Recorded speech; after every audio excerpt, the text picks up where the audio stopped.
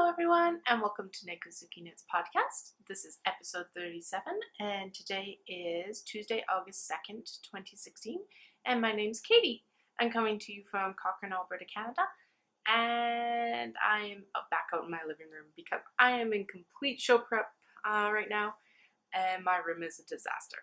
In part because I shoved a whole bunch of bins in there the other day, but we're not going to go into that.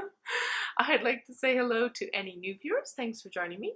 And any returning viewers as well. Thanks so much for coming back. All of you, new and returning, are the reason that I sit down and talk at my camera every week now, actually. So, and guys, we're sticking to a week's schedule. I'm so happy.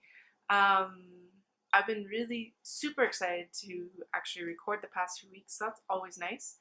And yeah, I hope that you guys have enjoyed having a weekly podcast too. I know they have been a little bit shorter, which for some people works better. And but I do want to keep up the weekly schedule even if they do stay shorter. So I have actually got a lot to show you this week. I don't remember where I was exactly last week on this. I think I was blocking the body or I was doing the collar, maybe? I don't remember. Anyway, this is my Little Wave cardigan, Little Wave by Gudrun Johnston.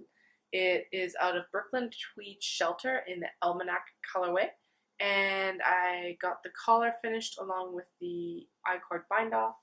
I also completed both the pockets, but I have to block them and tack them down. I also have to block the collar. I probably will be picking up buttons for this when I'm in Victoria in October. We're going to head out to Victoria after Knit City to go to the island and to visit Dallas's aunts and uncles out there as well. And since I got the yarn on our honeymoon in Victoria, Dallas actually suggested that I get the buttons in Victoria too, which is what I did with the calligraphy cardigan actually that I finished last year for Rhinebeck. Was I purchased the yarn on our engagement trip and purchased the buttons for it on our honeymoon. So, gotta keep up the tradition somehow, right? So I'm really happy with that. Yeah, I'm really happy with the sweater itself. I kind of wish I had left the pockets off. I'm not a major fan of them, but what can you do? And honestly, a minor thing, I'll tack them down and then they'll be done. It's more just that I have to do so much extra finishing work afterwards. The other thing I'm working on is the Waiting for Rain shawl by Soft Sweater or Sylvia Bobilvia. She's Soft Sweater on Instagram for sure. And sorry, I'm right in the middle of a row. I don't know why I still am, and I've got a bunch of ends everywhere. But anyway, I'm knitting it out of Madeline Tosh Merino Light in the Mandala colorway. And then actually it's going to be going this way once it's finished. And then the lace sections are being knit out of Madeline Tosh Sock in the mineral colorway. So I'm on the last garter stitch section before the last lace section, and then I'll have the border, and then I'll be done. I'm really hoping to have this done in time for the Canada KAL, as well as for Knit City and for Japan, because I was working on this in Japan and I'd love to wear it there in November. So yay, I'm really enjoying this knit still. The rows are getting ridiculously long. I'm getting close to 400 stitches, so I've definitely slowed down on my progress of this, but yeah, it's going. That's being knit on US 6 4.0 millimeter needles. And it's not currently in a bag. Then, I'm going to show you my half-finished object, which is the first of my Ridged for Your Pleasure socks. And the marker is here. That's where I was last Tuesday. So I knit up. I've put in the heel already. I just did the short row heel as written in the pattern. And then I did the ridging. I highlighted the pink sections on my socks. So these are for the Ridged for Your Pleasure KAL that I'm hosting in my group right now. And we've got lots of awesome prizes, so definitely come and check it out. These are being knit out of Yarn Ink in her neon pop colorway. I don't remember the yarn base, but it's merino nylon stellina blend. And I have the toe, I have all the toe increases of the second sock done, so that's good. Now it's just a bunch of stockinette up until I actually knit the heel, and then I'll go into the patterning. So I'm going to transfer my spinning wheel right now before I forget. So that's my half-finished object too. And that's actually living in a bag I got from Japan, which is my Tama bag. This was the fabric that they had on the cat train in Wakayama Prefecture.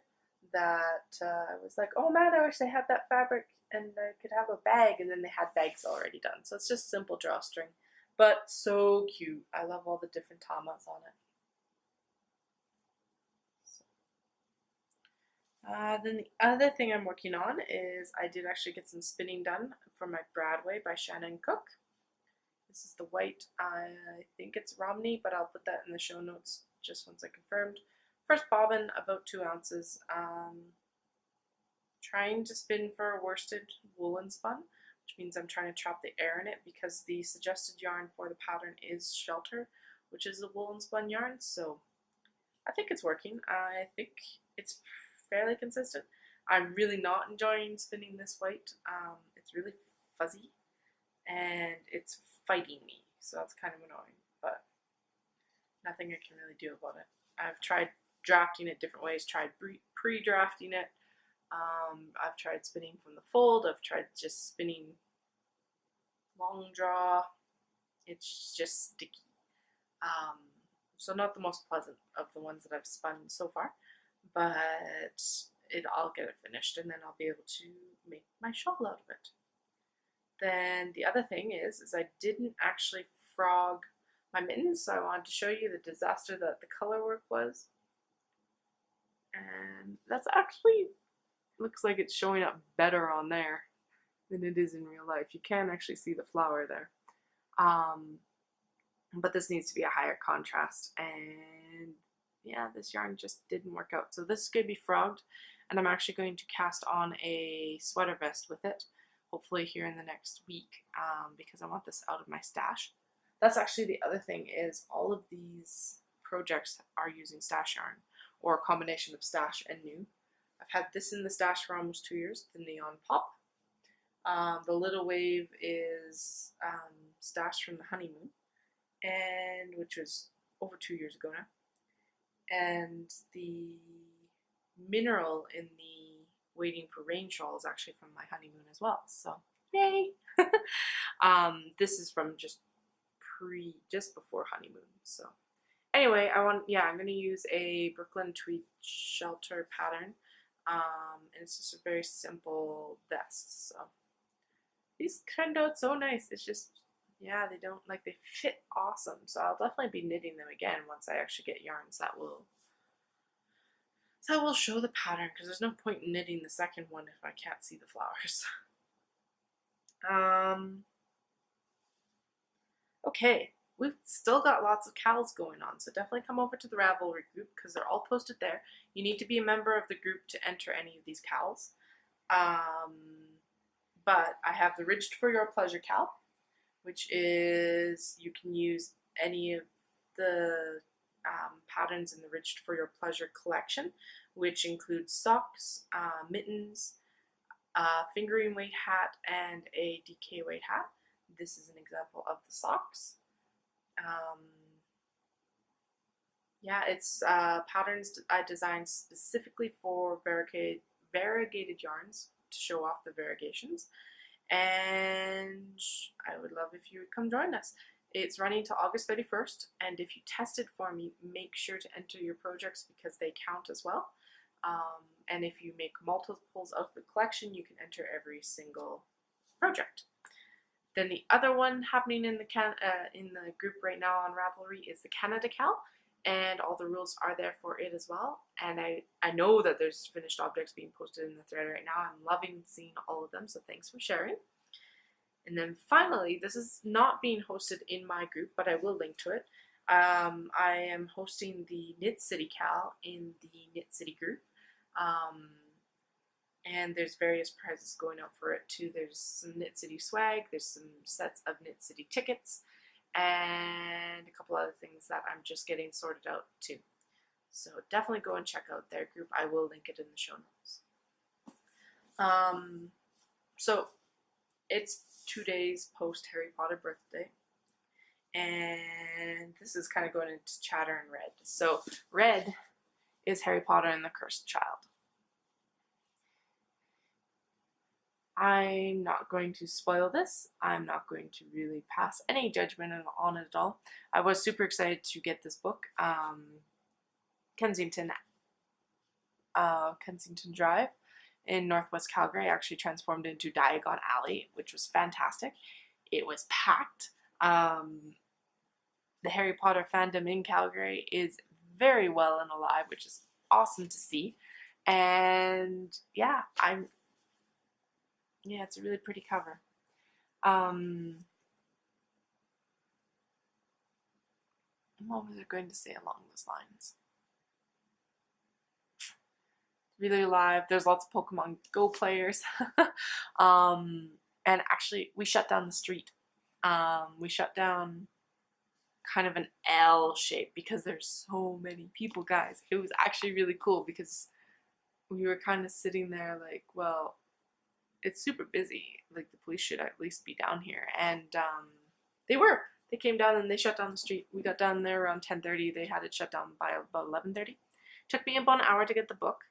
Took Dallas about an hour to get us lattes because he went across the street and they were doing butterbeer lattes, which were actually really good. Really simple, but not a lot of sugar, so it was fantastic. Again, I'm not going to pass anything on here.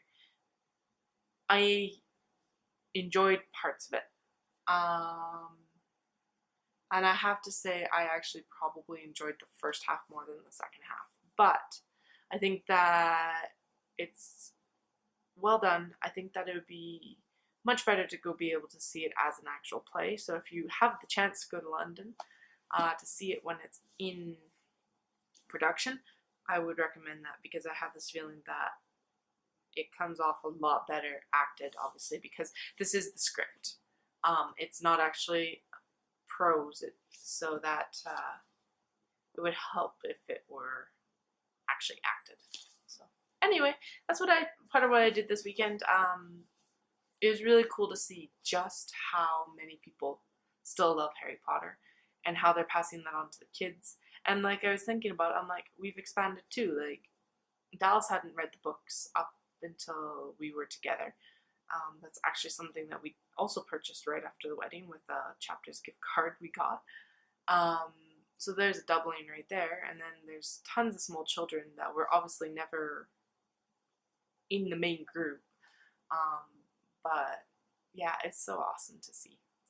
So that's what I read this weekend. I haven't really read anything else. I just got a new book today. That's the third one in the Remnant Chronicles by Mary E. Pearson. And it's something about darkness. I don't know, for the life of me, I can't remember the title. I can envision the cover in my head, but I can't see the title. Anyway, I did get that. And then the other thing I got, which I said I wouldn't talk about this week, I would talk about next week, or like last week, that I said that I talk about this week, is the Ancient Art Yarns Club, which I received a couple weeks ago. And I kind of wanted to keep it a little bit hush-hush until everybody had received their packages. But I got this gorgeous yarn, you guys. And that looks like it's pretty true to color. It looks like the clouds have actually gone, or the sun's gone behind some clouds. This is Sarah by Moonlight on the 100% superwash blue face Leicester wool. And it's 400 meters, 437 yards per 100 grams. And it is so pretty. So, excuse me, apparently I should have had another coffee today. But yeah, I really like it because it's like a red with a nice dark overtone. And then the goodies that I got were some Hiya Hiya stitch markers. And look at, I have resisted using the Haya stitch markers until I could show you. Those are, I haven't even opened the bag. There are some of the, like, they call them knitter safety pins. I think of them as light bulb stitch markers or like progress keepers as well. And then a pair of kitty snips. There was also chocolate in the package, but it was really hot the day I picked up the package, so I devoured that as soon as I knew that there was chocolate. I started eating it. So that should work. Yeah, super cute. I've been wanting a set of these for a really long time. And then it came with 2 patterns too, so that you could use it with the yarn if you wanted, or use it later. The first one is, well, no, the first one I saw was Wormly by Caroline Dick. Really nice simple shawl. It would look really nice actually in that yarn. This was designed, however, for the Reinvent yarn, which is 49% wool, 34% mohair, 11% nylon, 4% acrylic, and 2% silk. And that colorway in that picture is Great Scott. And then the other one that I just found out I got today is for the Queen Anne's Lace Socks by Barbara J. Brown. By Barbara J. Barb Brown. And it's actually for the Superwash Blue Faced Luster. Whew. And it's shown in cross stitch sampler. So I'm really excited for my next 2 packages. I love this color. Like, it's so gorgeous. It may not go, no, it goes well with my complexion. And the awesome news is if you missed out on the first month, you can still sign up for the next 2 months. So the club in total is 3 months long, and I think they just reopened, guys, I can't talk today for some reason. Excuse me. They opened up signups for the next 2 months as well. And other than that, I haven't bought any yarn this week. Excuse me. I don't think I've actually bought anything since Olds, so that's pretty good actually. As for shop news, I'm prepping for Knit City. I'm hoping to have enough bags together that I'll be able to do an update in a couple weeks. I'm going to start having my niece come over and take my photos, because I find that I make a lot, obviously, or most of the time I do, or sometimes I do, right? But leading up to a show, excuse me, leading up to a show, I do find it difficult to actually be able to post that, like those items online. So I'm going to see if she can, well, she's already agreed to come take photos for me, so I'm hoping to have an update in a couple weeks, and I will let you know closer to the date when that's actually happening. I will make sure that it is post-podcast whenever that happens, and whenever I'm able to get the photos edited. So it won't be next week for sure. It'll be the week following if it happens. So stay tuned. I don't think there's anything else actually. I'm going to go tidy out my craft room a little bit and then have some dinner and go up and edit this podcast while I'm chatting with Dallas tonight. And that's really all. So I will see you in a week. Please come join the KALs in the Ravelry group. I would really appreciate it. And yeah, I will chat with you all soon. Thanks so much and have an awesome day. Bye.